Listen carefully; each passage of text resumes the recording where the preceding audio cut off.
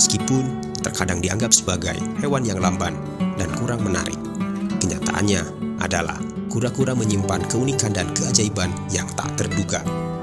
Di balik cangkang yang kokoh dan gerakan yang pelan, kura-kura menyimpan kisah panjang evolusi dan adaptasi yang luar biasa. Kura-kura bukan hanya sekedar hewan peliharaan yang lucu, tetapi juga pahlawan tak terlihat di lingkungan hidup kita. Kura-kura, makhluk yang mungkin terlihat sepele di mata banyak orang, memiliki satu keunikan yang benar-benar menakjubkan. Umur panjangnya. Sebagai salah satu hewan yang memegang rekor umur tertinggi di dunia, kura-kura telah menunjukkan kekuatan adaptasi dan ketahanan yang luar biasa. Sudah menjadi rahasia umum bahwa beberapa spesies kura-kura mampu hidup lebih dari 100 tahun. Bahkan, rekor tertinggi dipegang oleh Aldabra gigantortus, sejenis kura-kura yang dapat mencapai usia lebih dari 200 tahun. Bayangkan, mereka hidup dalam berbagai perubahan iklim dan tantangan alam selama beberapa abad. Faktor utama di balik umur yang panjang kura-kura adalah lambatnya laju metabolisme mereka. Dengan mengurangi kecepatan metabolisme, kura-kura memperlambat proses penuaan mereka. Hal ini juga memungkinkan mereka beradaptasi dengan perubahan lingkungan yang lebih ekstrim, menjadikan mereka makhluk yang mampu bertahan dalam situasi yang sulit sekalipun. Jadi, setiap kali melihat seekor kura-kura, ingatlah bahwa mereka bukan hanya hewan peliharaan biasa. Mereka adalah saksi hidup sejarah alam, membuktikan kekuatan dan ketahanan alam yang luar biasa. Di bagian selanjutnya, kita akan menjelajahi cangkang mereka yang ikonik dan peran uniknya sebagai rumah yang tak terpisahkan. Tetap di sini untuk informasi yang lebih lanjut dan menarik tentang kura-kura. Saat kita membahas kura-kura, tidak mungkin untuk tidak mengagumi keindahan dan fungsionalitas cangkang mereka yang ikonik. Cangkang yang sering disebut sebagai tempurung atau karapas tidak hanya melindungi tubuh kura-kura, tetapi juga menjadi rumah yang tak terpisahkan sepanjang hidupnya. Cangkang kura-kura terdiri dari dua lapisan utama, lapisan keras yang disebut keratin dan lapisan dalam yang terbuat dari tulang. Struktur ini memberikan perlindungan fisik yang sangat baik terhadap predator alaminya. Selain itu, cangkang kura-kura juga berperan penting dalam regulasi suhu tubuh dan menjaga kelembapan. Cangkang ini atau cangkang tubuh yang bersama dengan tubuh kura-kura sepanjang hidupnya. Ketika kura-kura masih muda, cangkangnya relatif lembut dan fleksibel, memungkinkan pertumbuhan yang cepat. Namun, seiring bertambahnya usia, cangkang tersebut menjadi lebih keras dan kokoh, memberikan perlindungan yang lebih maksimal. Selain sebagai pelindung tubuh, cangkang juga berfungsi sebagai rumah yang nyaman bagi kura-kura. Mereka bisa bersembunyi di dalam cangkang saat merasa terancam atau untuk istirahat. Hal ini menjadikan cangkang bukan hanya sebagai pelindung tubuh, tetapi juga sebagai tempat perlindungan yang tak tergantikan. Mari kita terus menjelajahi keajaiban dunia kura-kura dengan informasi lebih lanjut tentang perbedaan antara kura-kura laut dan darat. Di bagian selanjutnya, jangan lewatkan, karena ada banyak fakta-fakta menarik yang akan kita ungkap bersama-sama. Mari kita eksplorasi keanekaragaman dunia kura-kura dengan memahami perbedaan antara kura-kura laut dan kura-kura darat. Meskipun keduanya memiliki ciri khas kura-kura, mereka telah mengembangkan adaptasi yang berbeda untuk bertahan di lingkungan mereka masing-masing. Kura-kura laut umumnya ditemukan di perairan tropis dan subtropis di seluruh dunia. Mereka memiliki sirip yang mirip dengan perenang, membantu mereka bergerak grand sailing di dalam air. Cangkang mereka biasanya lebih datar dan aerodinamis, memudahkan navigasi dalam lingkungan laut.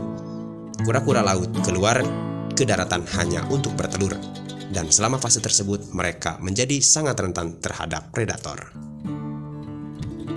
Sementara itu, kura-kura darat lebih terbiasa hidup di habitat darat. Mereka memiliki kaki dan cakar yang lebih sesuai untuk berjalan di daratan. Cangkang mereka biasanya lebih tinggi dan menonjol, memberikan perlindungan ekstra dari predator. Kura-kura darat cenderung lebih terestrial, meskipun beberapa spesies dapat memasuki air untuk mencari makanan atau tempat bertelur. Kedua kelompok kura-kura ini memiliki peran khusus dalam menjaga keseimbangan ekosistem. Kura-kura laut membantu menjaga populasi invertebrata laut, sementara kura-kura darat membantu mengendalikan populasi serangga di ekosistem daratan. Kura-kura dalam segala bentuk dan jenis membawa keajaiban dan keunikan yang menakjubkan. Tahukah kamu bahwa kura-kura bukan hanya makhluk menarik secara fisik, tetapi juga berperan penting sebagai penanda kesehatan lingkungan hidup? Keberadaan kura-kura dapat memberikan petunjuk berharga tentang keadaan ekosistem air dan daratan di sekitarnya.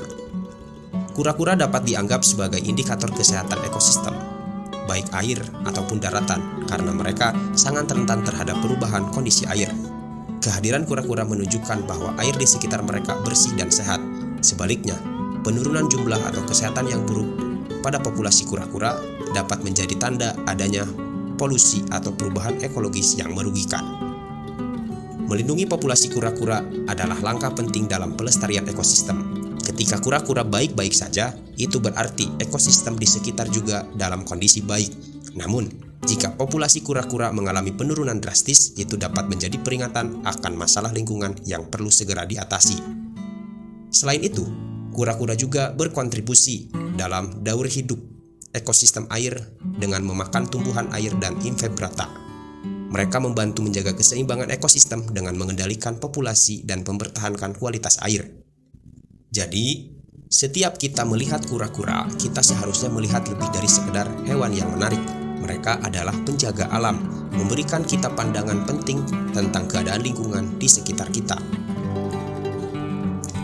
Saat ini, banyak orang-orang di seluruh dunia memilih kura-kura sebagai hewan peliharaan.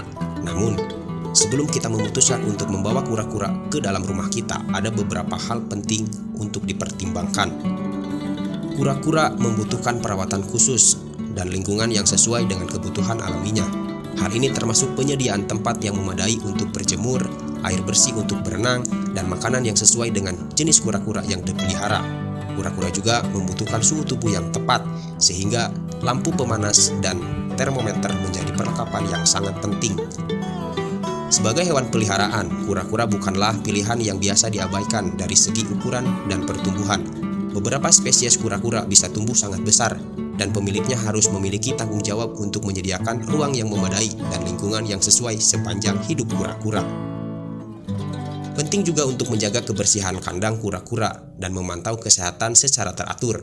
Oleh karena itu, pemilik kura-kura perlu memiliki pengetahuan yang cukup tentang kebutuhan dan tanda-tanda kesehatan kura-kura. Meskipun kura-kura dapat menjadi hewan peliharaan yang menarik dan unik, kita perlu memastikan bahwa kita siap untuk memberikan perawatan yang diperlukan sepanjang hidup mereka.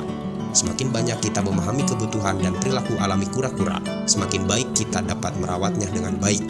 Jadi, itulah pandangan Sikar tentang kura-kura sebagai hewan peliharaan.